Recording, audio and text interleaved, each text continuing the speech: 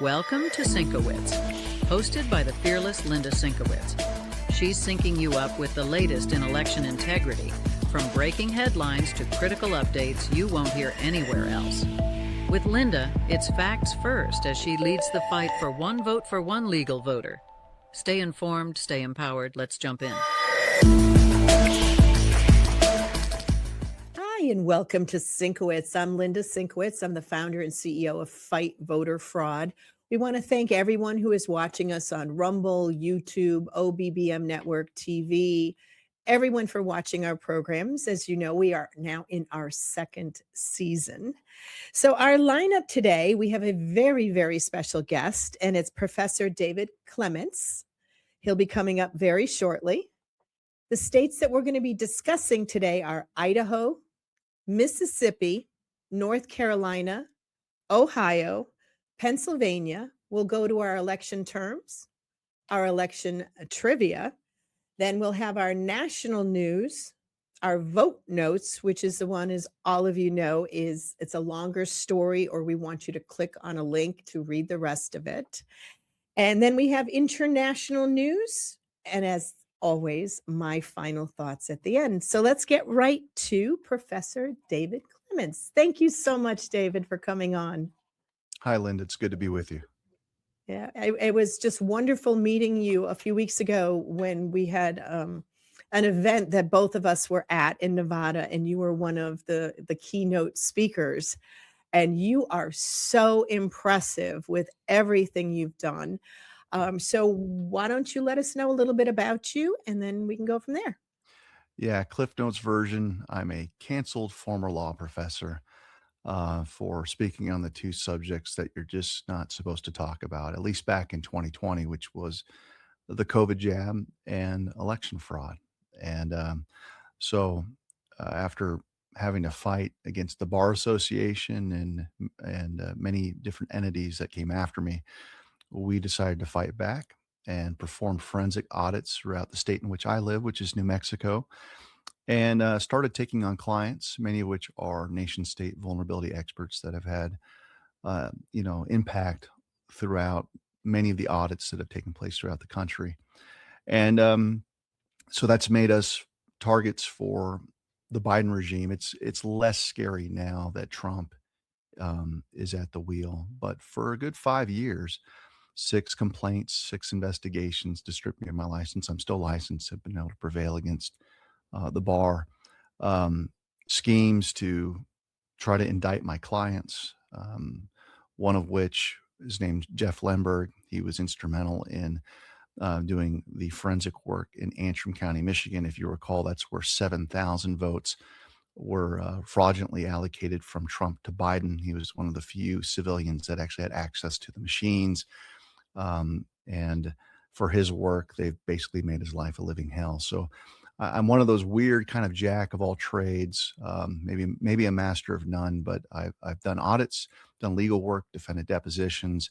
And so it's given me a unique perspective on, certainly commenting on election fraud, but being involved, doing audits where we actually scan physical ballots and put out reports. And so that's the short version. Before that, I was a longtime prosecutor. I was basically the lead trial attorney in Lincoln County, oversaw 6 law enforcement agencies, and I had a very, very prominent career going after bad guys, traffickers for the most part.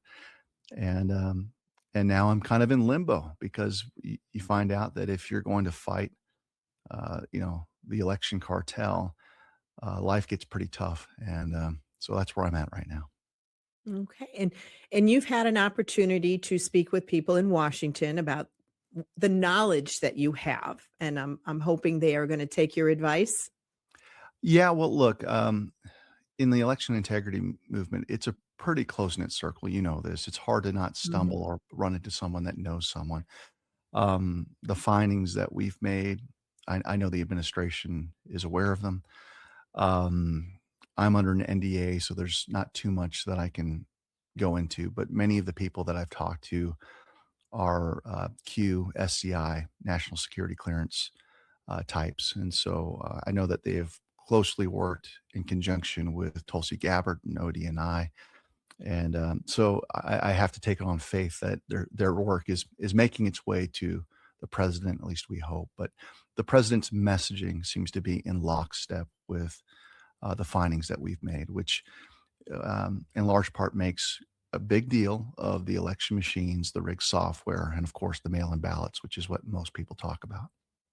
All right, so we saw what about a week and a half ago the executive order that came down concerning mail-in ballots. So you want to give the audience an overview of that and your opinion? Yeah. So at first I read it. A lot of people reached out to me and they were kind of confused. They're like, Dave, this doesn't seem to be a whole lot. And I think in its banality is why it has such tremendous strength in this sense. I don't think President Trump ever thought that the Save America Act was going to be passed by the uniparty as it's currently comprised. And the beauty of the executive order is that it largely works with existing legislative laws that have been passed and set forth through the Help America Vote Act and NIVR, which is the Voter Registration Act. The beauty of that is that you can't challenge it as far as states. I mean, they're going to try to challenge it. Let me rephrase that. But states have historically said, look, we get to set the time, place, and manner. How dare Trump attack our state sovereignty through this executive order? Well, here's the problem. Um, State manner has been waived by virtue of HAVA and NIVRA being in effect for decades, which means that it's long settled law. So the idea that somehow Trump can't wield his executive authority under Article 2 is just fictitious. So I expect that there'll be challenges from the Mark Eliases of the world. There'll be injunctions, but it's set up to succeed at the Supreme Court. And it reminds me of the challenge to Trump's tariffs. If we recall, the Supreme Court heard that decision. Um, One of the provisions was struck down, and simultaneously, the Supreme Court affirmed about a half dozen other provisions that were really the power that he needed to continue with his tariff program. I see a similar fate here with the executive order, which is, look, you can try to challenge it, but it's so well calibrated that he's not relying on state officials to do anything. And I think that's really the beauty of the executive order is that um, through the Social Security Administration, through DHS, through Doge, even last year, they combated massive amounts of fraud. The voter rolls are very much paired with the Social Security Administration's metrics. And so they've been able to cull and get rid of all kinds of bad information. And they're going to make sure that the states use their list, not their own. And there's strings attached. If you don't want to take those strings, you don't get to take the money. And I think that's why this Yep. is such a strong piece of, of it's not legislation, but it's such a strong executive order for that reason that, he's not relying on any Democrats to make it happen. As long as they've righted the ship with the U.S. Postal Service, if they're going to send out ballots with the barcodes, we should have a very, very different election in the midterms going forward. Well, again, as letting people know exactly what this executive order says. First of all, there's 8 states that only do mail-in. Okay. And when I saw this executive order, I was just like, "Well, I thought we were supposed to do in-person hand counting paper ballots." But then I realized what he was doing, and this is actually brilliant Mhm. on on how this was put together, because we also have to understand that Trump is like 10 steps ahead of everybody else. Sometimes when something looks a little squirrely, there is a reason behind it. So essentially, this executive order says that the mail in ballots have to go through the US Post Office and they will be barcoded and tracked. Mhm. And then the voter information will not be from the states using their corrupt voter rolls. It will be from the federal government, and it's already been pushed through the Social Security Death Index, I believe, and the Mhm. Alien ID. So you're getting the dead people off the voter rolls. You're getting the illegals off the voter rolls themselves. So when they use this list. I mean, it's not gonna be perfect, but we've got a heck of a lot of fraudulent stuff that's no longer gonna be available Mhm. to those that wanna use That's nefarious spot on. means, right? Spot on. And so basically what he's done is he's eliminated much of the fraudster's credit line because it was through Mhm. these databases that the Biden regime largely inflated the numbers, and because there was no enforcement to rein in ballot fraud. So what Trump's doing is like, look, if you've got a problem with the Trump administration rooting out fraudulent corruption that fights back against non-citizens voting in our elections, which is really how this thing is framed. It's against Mhm. non-U.S. citizen voting. Then you're going to have your work cut out for you. I mean, look, I'm always concerned when Justice John Roberts is prevailing or presiding over a case, and some of even the justices that Trump has nominated, they're not always there for him. But I could envision a very, very vigorous debate at the Supreme Court where they're just looking at low hanging fruit. And so I would not want to be in the shoes of the Mark Elias types arguing that somehow this executive order um, oversteps its bounds because really there's nothing in it that isn't rooted in existing congressionally approved black letter law. And so it's not to say that he can't do more under a national security framework, but this seems like something that you need to resolve now, get it through the courts, welcome the lawsuits because you want to fast track it, get it to the Supreme Yep. Court, and have the court give you some bright line affirmations about the executive's power when it comes to illegal aliens voting in our elections. I think it is quite brilliant, and it really gives us a new look into the work of Doge. A lot of the work that you just Yeah. talked about, culling and killing off bad information, was done, and many people were left perplexed when Elon left, and we didn't have the arrests and things that we were looking for. But wisely, what they're doing is they're using all of that work and integrating it into the executive order. So it is a stroke of genius. And they're also, I believe they added that if election officials do not verify that a person voting is a US citizen, there will be criminal charges. Yeah. Again, I but I love that part. they're dealing with black letter law. Basically, they're Yep. looking at ballot fraud. Mhm. There are all kinds of federal black letter law that's on the books that they're saying, look, if you're going to either participate this through commission or omission, there's going to be enforcement here. And I think for the past 6 years, we've got a clerk class, we've got an election worker class that has gotten way too comfortable with following Mhm. whatever the vendors tell them to do, as opposed to adhering to the law. I mean, textbook case would be Tina Peters, who followed the Oh, law yeah. to a T, and Colorado officials were weaponized against her. Trump's not going to put up with it this year.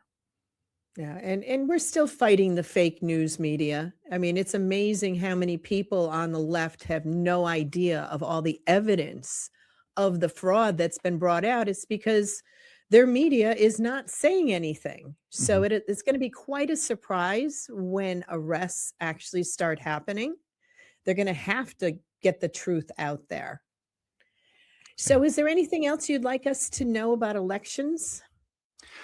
I think maybe not in elections, but just the guy that's in charge. There's a lot of Mhm. chaos surrounding what's going on in Iran. Today is a big day. Apparently, we're going to have Yeah. an 8 o'clock p.m. deadline before things get hot there. Just I would encourage everyone to just hold on to their powder before they start shooting at Yeah. Trump, and because right now everyone's confused. I actually put out an article recently on this at my Substack page that it's really not Iran that we're up against. Iran is largely a proxy that's been propped up by banking cartels. And so when he's talking about regime change, he's talking about getting rid of the old guard. And this is Yep. great news because that old guard was instrumental in much of what we faced with in 2020. Minister of Iran, for instance, was in Caracas sitting with Maduro watching the downfall of our elections. So everything's connected, even with our elections. So I'd invite people to check out Substack and give my article a read. And just want to say thank you for welcoming me to your show and being able to share some of the stuff I know. Well, thank you so much. And if people want to go to your website, it's theprofessorsrecord.com. So you go there and you have a wealth of information. And thank you so much, David, for coming on. We definitely want you on again. Thank you. Okay, take care. We're going to go to a quick break and we'll be right back. At Fight Voter Fraud, we work to ensure every legal vote is counted, and no unlawful vote ever diminishes the voice of we the people. We're fighting for you in courtrooms and communities nationwide to protect transparency, accountability, and fairness in every election. Our mission is simple: one vote for one legal voter. This is our country. This is our vote. Let's protect it together. Hi, I'm Linda Sinkowitz. I'm the founder and CEO of Fight Voter Fraud. I'm very excited to announce Operation Verify Voters 2026. This is where everyone can get involved. Every single person can get involved in helping make sure we have transparent and clean elections. The most important thing is cleaning the voter rolls. Who knows better than you on your street? You know when people have sold their homes. You know when people moved. You know when other people have passed away. Those are people we need to make sure are no longer on the voter rolls. And it's really easy to do. We can help you. What we're going to be doing is setting up training sessions, which you sign up for, and we will walk you through the process. It's simple, it's easy, and everyone can get involved. So you're going to go to fightvoterfraud.org or scan the QR code, and it'll bring you right to our Operation Verify Voters 2026. And our goal is to get every single state involved in this initiative. Everyone can make a difference. Thank you. Hi, and welcome back to Sinkowitz. I'm Linda Sinkowitz, the founder and CEO of Fight Voter Fraud. And again, that was our special guest, Professor David Clements. Absolutely brilliant man. I am just so grateful I was able to meet him a few weeks ago at an event in Nevada. So now we're going to go on to our first state. Our first state today is Idaho. And this is from the Department of Justice, the Office of Public Affairs. They sent this out on April 1st of 2026. Here's a surprise. Justice Department sues Idaho for failure to produce voter rolls. Today, the Justice Department Civil Rights Division announced it has filed a federal lawsuit against the state of Idaho for failing to produce their full voter registration lists upon request. This brings the Justice Department nationwide total to 30 states and the District of Columbia. The Justice Department will continue to fulfill its oversight role dutifully, neutrally, and transparently whenever Americans vote in federal elections, said Assistant Attorney General Harmeet K. Dillon of the Justice Department's Civil Rights Division. Quote, many state election officials, however, are choosing to fight us in court rather than show their work.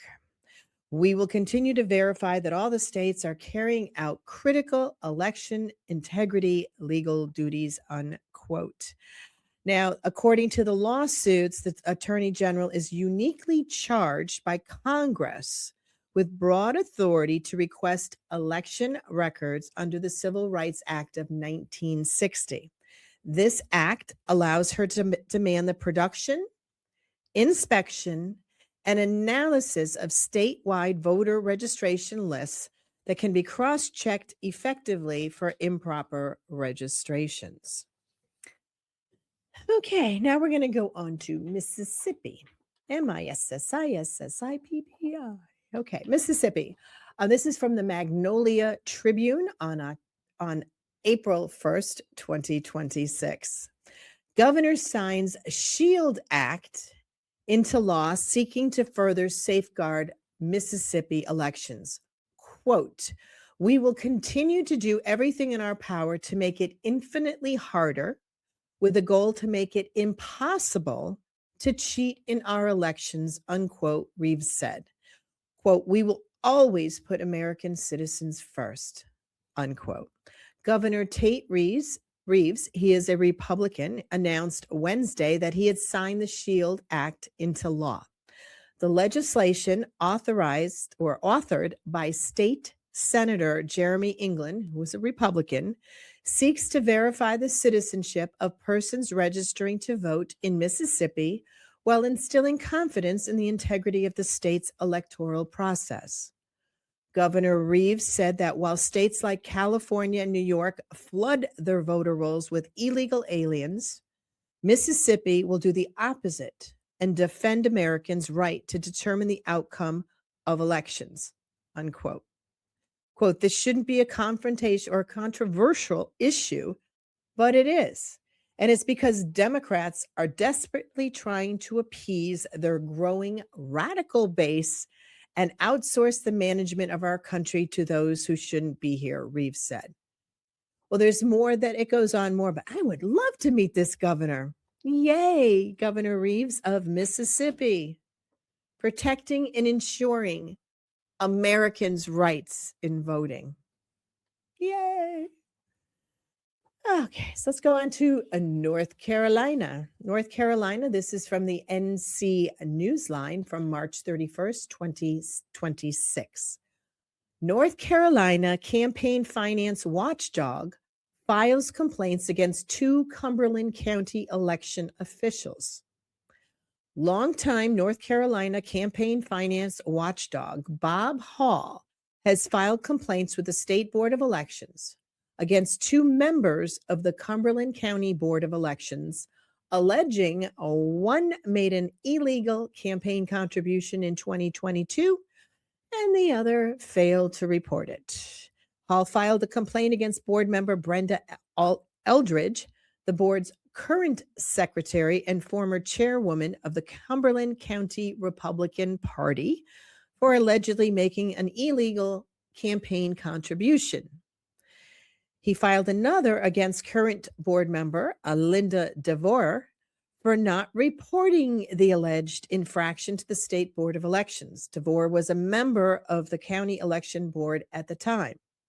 Neither Eldridge nor DeVore responded to voice messages left by the North Carolina or NC Newsline on Tuesday.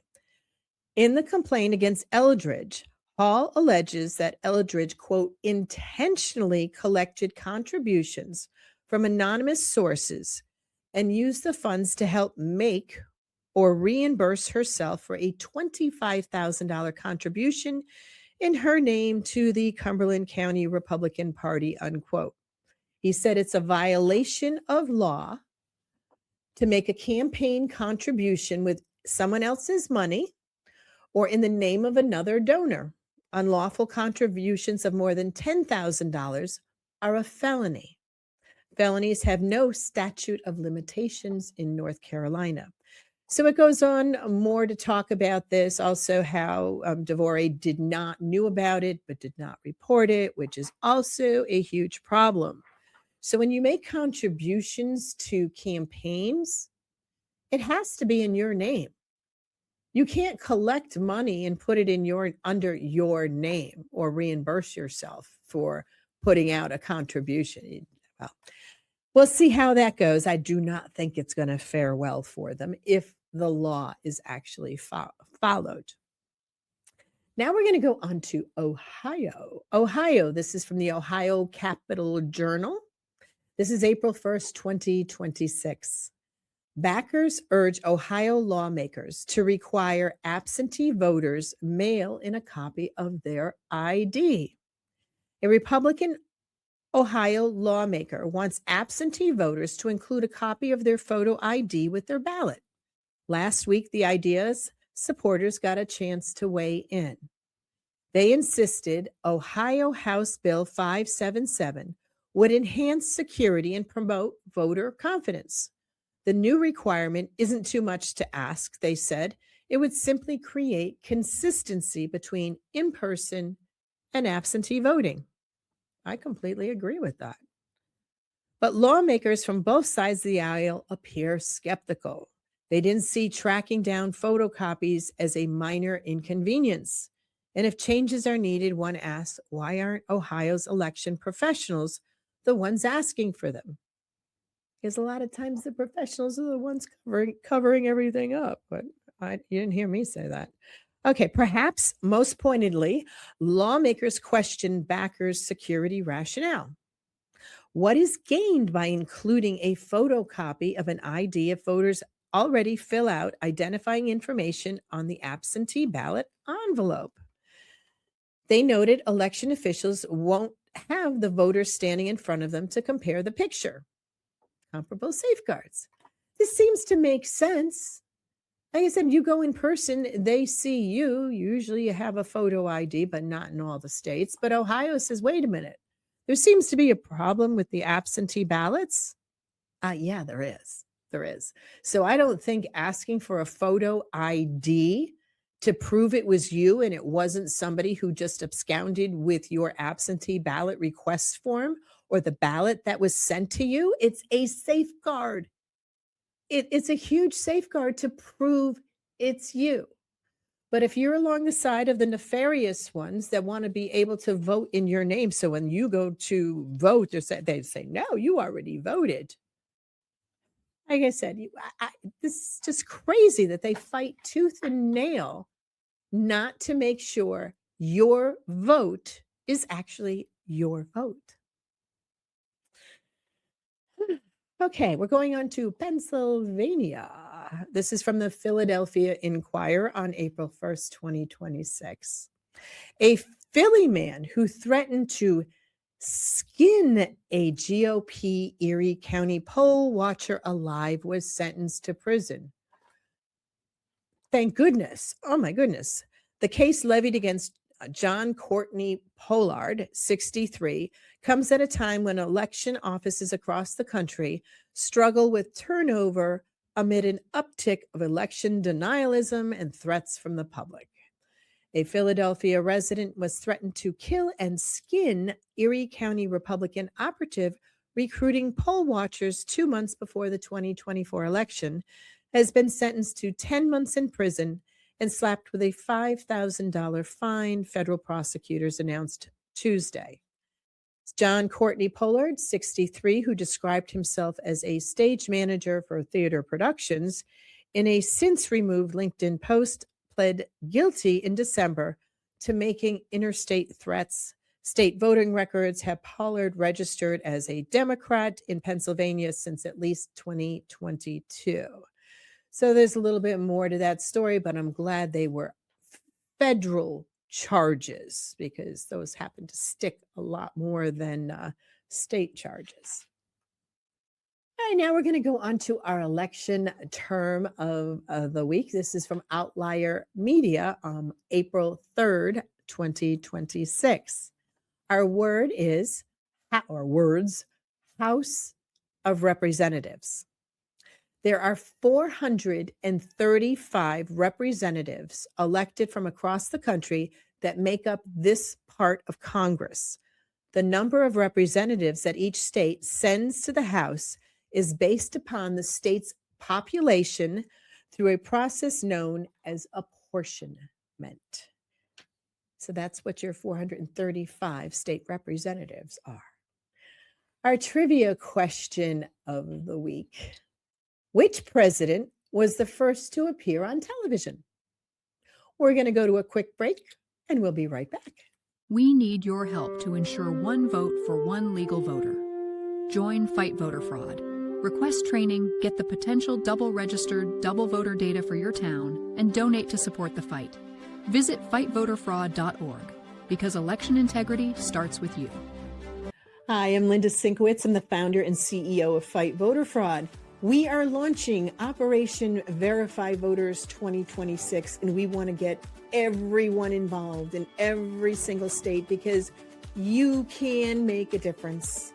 We will be able to train you. It doesn't take that long for the training. It's very, very simple because you know the people on your street, in your neighborhood who have moved, or died. We want to make sure that the voter rolls are clean. We're going to show you how to do it. Go to our website, fightvoterfraud.org, or scan the QR code and we'll show you how. Thank you. Hi, and welcome back to Sinkwitz. I'm Linda Sinkwitz. I'm the founder and CEO of Fight Voter Fraud. Thank you again, everyone who's watching us on Rumble, YouTube, OBBM Network TV, and all our other social media. We appreciate it, and please like and share. Now we're going to get back to our trivia question. Our trivia question was, which president was the first to appear on television? And all of you that answered Franklin D. Roosevelt, you are correct. Now we're going to go on to our national news. Our national news is from The Guardian on April 1st, 2026. Florida and Mississippi governors sign proof of citizenship voting bills. Yay. 4 states have now signed such legislation as Trump's SAVE Act languishes in the Senate with little chance of passage. The governors of Florida and Mississippi signed legislation on Wednesday to require documented proof of citizenship to register to vote and to begin a process that will eventually unenroll voters who have not provided citizenship documentation. Yes.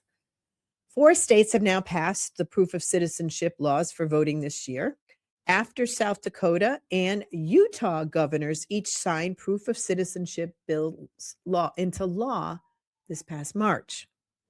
The changes come as Donald Trump's signature restrictive voting bill, I love this, restrictive. Yeah, only U.S. citizens. I'm sorry. They should be voting. Only U.S. citizens. Oh, get back to the article. Okay.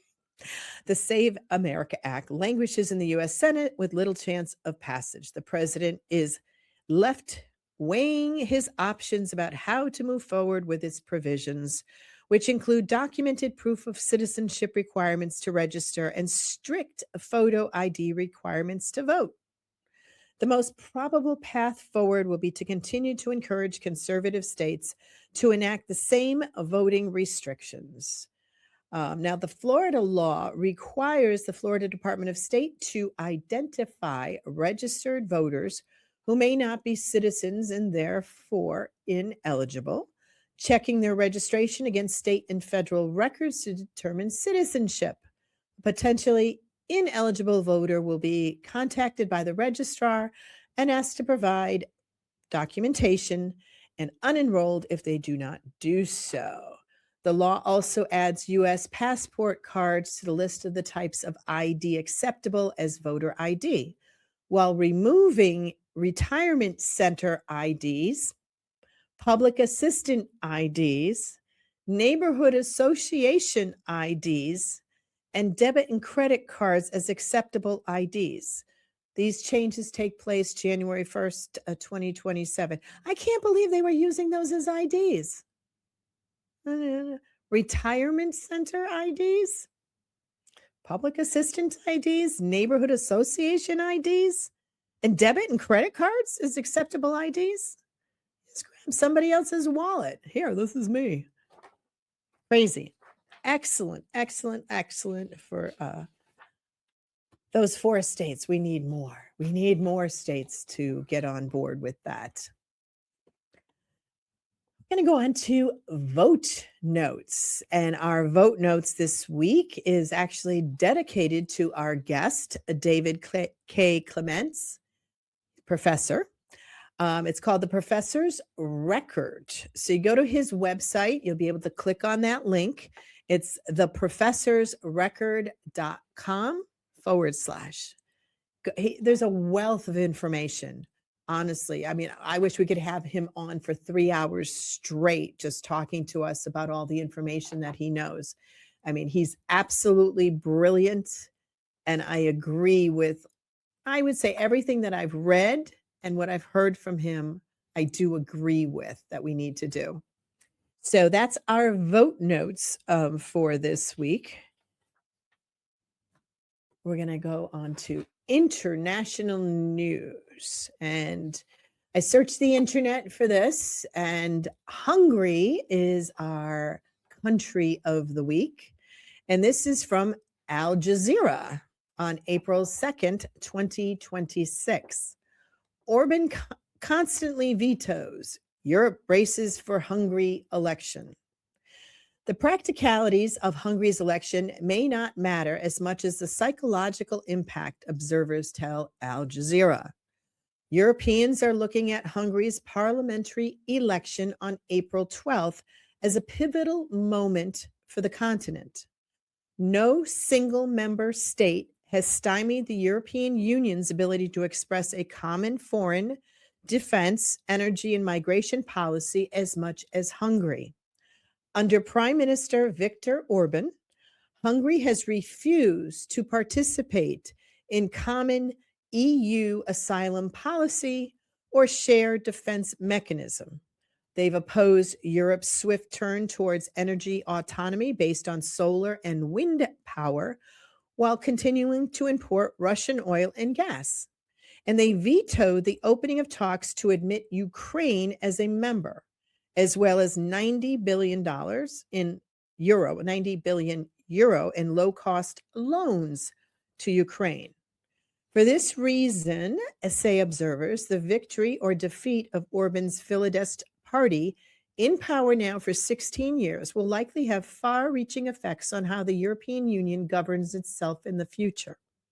Quote, we have two governments in the EU, Hungary and Slovakia, and another outside it, North Macedonia, who are fanatically Trumpian and at the same time fanatically pro-Russian, says Angelo Syringos, a conservative New Policy Democracy MP in Athens, referring to United States President Donald Trump, who opposes the EU. In the European Council of 27 government leaders, the threat of a veto pushes states to find mutually agreeable solutions. We don't want vetoes. Orban constantly vetoes things, he told Al Jazeera. He defined Fidesz as a, quote, party that is opposed to the way the EU works. Yes, and I'll explain shortly. Oh my God, he's great, by the way.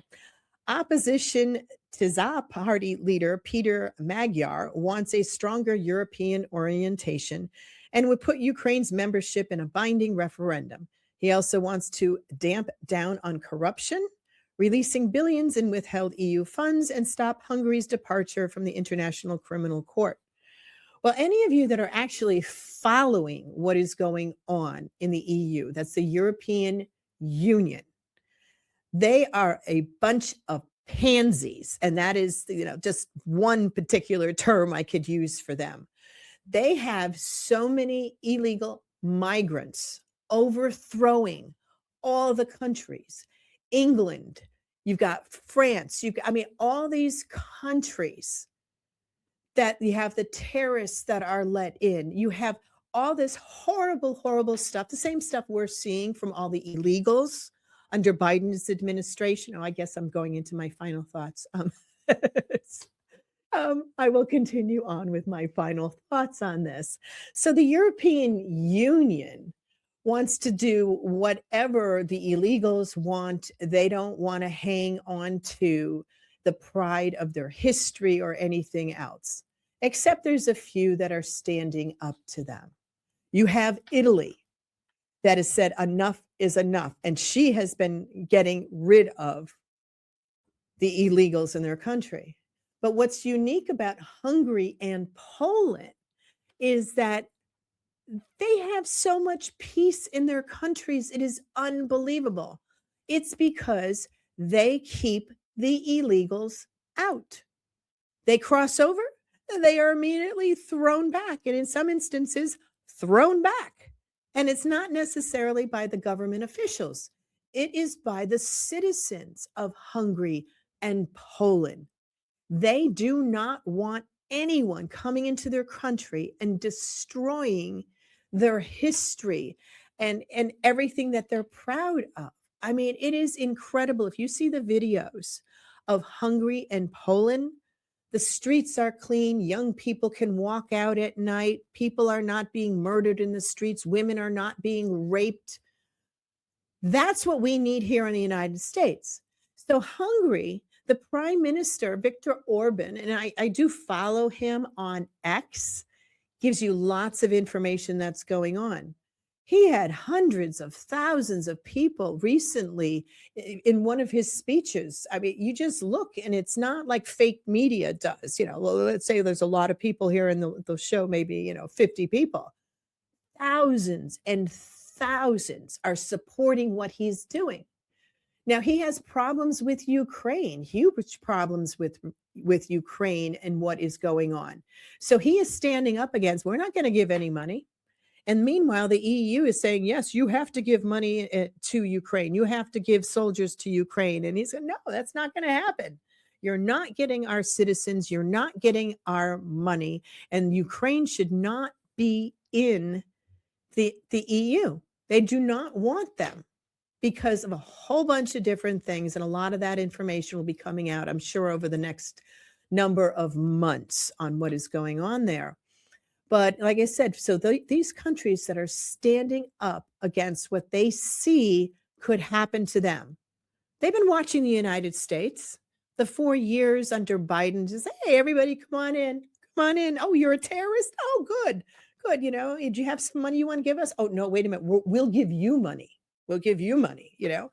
Just look at where all our money has gone and all the terrorists and everything that is being cleaned up under Trump. Now, we who are in the know, we who are paying attention and listening to the news that actually gives us the information, know that Trump has been cleaning everything up, and we're only going after, like, the first ones are the worst of the worst here in the United States. But I got to tell you, I met firsthand on Easter another relative of mine, far left liberal, although she claims she's an independent, thinks that we are only going after U.S. citizens and getting rid of them out of the country, that we're not going after the worst of the worst, that we're also going into churches, which we are not. I mean, all this misinformation. Remember before I told you got to look at them like they are mentally ill? Oh, yeah. This person had the crazy eyes. And when I started bringing up some facts, that's the worst thing you can do. You cannot give a far left liberal facts. Let's just say the discussion got heated. Another person got involved. I intervened because I figured I could take the heat. And we're still related. But I mean, if I could say somebody stomped out of my house, they did. Because I support my president. I support what is going on. And I know a bunch of you out there also do. So we need to keep the faith. And as Professor Clements said, with Trump, he knows what he's doing. Now, a lot of times when we have confusing information that is out there, it's on purpose. Do you think Americans are the only ones that watch the news and listen to Trump? No, the enemy does. The enemy does. Keep that in mind. Trump doesn't go off on tangents just because that's the way he is. There's a reason for it. There's a reason why he wants the confusion out there. It's to protect us. You got to think a little deeper. So anyway, I guess we'll wrap up this week's Final Thoughts and our show, Sinkowitz. As I say, I never know what I'm going to say. And when it comes to our final thoughts here, again, thank you for watching us on YouTube, on Rumble, OBBM Network, TV, social media. Go to our website. We would love if you would make a donation so we can do more trainings to show people how you can make a difference. So thank you so much for watching, and we'll see you next week.